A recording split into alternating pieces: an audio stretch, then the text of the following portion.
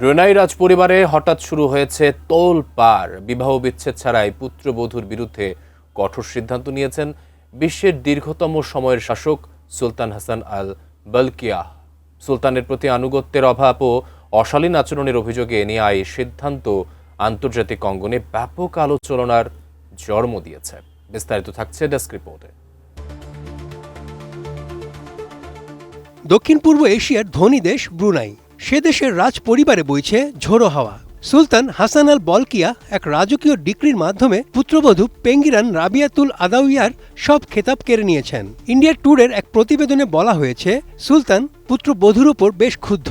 তার আচরণ রাজ পরিবারের জন্য অসম্মানজনক বলে মনে করেন তিনি।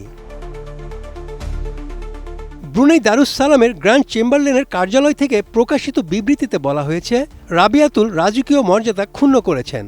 তার কিছু কাজে সুলতানের প্রতি সম্মান ও আনুগত্যের অভাব দেখা গেছে, ফলে রাজতন্ত্রের ভাবমূর্তি নষ্ট হয়েছে। রাজ পরিবারের পুত্রবধূ হিসেবে অনুপযুক্ত আচরণের কারণে রাবিয়াতুলের উপাধি কেড়ে নেওয়া হয়েছে। তবে ঠিক কী ধরনের অশালীন আচরণ তিনি করেছেন সেটা খোলাসা করেনি প্রশাসন।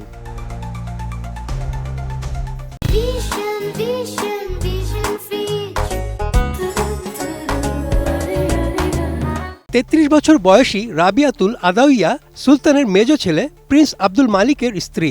টাইমস অফ ইন্ডিয়ার এক প্রতিবেদনে বলা হয়েছে, প্রিন্স আব্দুল মালিক ব্রুনাইয়ের সিংহাসনের চতুর্থ উত্তরাধিকারী। ২০১৫ সালে তাদের বিয়ে হয়েছিল বেশ ধুমধাম করে। টানা ১০ দিনের রাজকীয় সেই আয়োজনে হাজারো অতিথি অংশ নিয়েছিলেন। সাধারণত রাজপরিবারে বিচ্ছেদ হলে খেতাব কেড়ে নেওয়ার রেওয়াজ দেখা যায়। ২০০৩ সালে দ্বিতীয় স্ত্রী মরিয়াম আব্দুল আজিজের সঙ্গে বিবাহ বিচ্ছেদের পর তার সব উপাধি সরিয়ে নিয়েছিলেন সুলতান। ২০১০ সালে একই ভাগ্য বরণ করতে হয়েছিল তৃতীয় স্ত্রী আজরিনাজ মাঝহার হাকিমকেও। তবে রাবিয়াতুলের বিষয়টি ভিন্ন। তিনি এখনও সুলতানের ছেলের স্ত্রী এবং রাজ পরিবারের সদস্য। তাদের মধ্যে বিবাহ বিচ্ছেদ হয়েছে কিনা সে বিষয়ে কোনো আনুষ্ঠানিক ঘোষণা আসেনি। রাবিয়াতুল ও আব্দুল মালিক দম্পতির বর্তমানে ৪ জন কন্যা সন্তান আছে। সুলতানের নির্দেশ অনুযায়ী রাবিয়াতুলের খেতাব গেলেও সন্তানদের রাজকীয় উপাধি বহাল থাকবে। ৮০ বছর বয়সী সুলতান হাসান আল বলকিয়া ১৯৬৮ সাল থেকে এই তেল সমৃদ্ধ দেশ শাসন করছেন। বর্তমানে তিনি বিশ্বের সবচেয়ে দীর্ঘ সময় ধরে শাসন করা রাজা। বাস করেন বিশ্বের বৃহত্তম প্রাসাদ ইস্তানা নুরুল ইমানে। তার শাসনামলে ব্রুনাই বিশ্বের অন্যতম ধনী দেশ হিসেবে নিজের অবস্থান আরও মজবুত করেছে। বর্তমানে তার এই কঠোর সিদ্ধান্ত রাজপরিবারের অভ্যন্তরীণ অস্থিরতার ইঙ্গিত দিচ্ছে।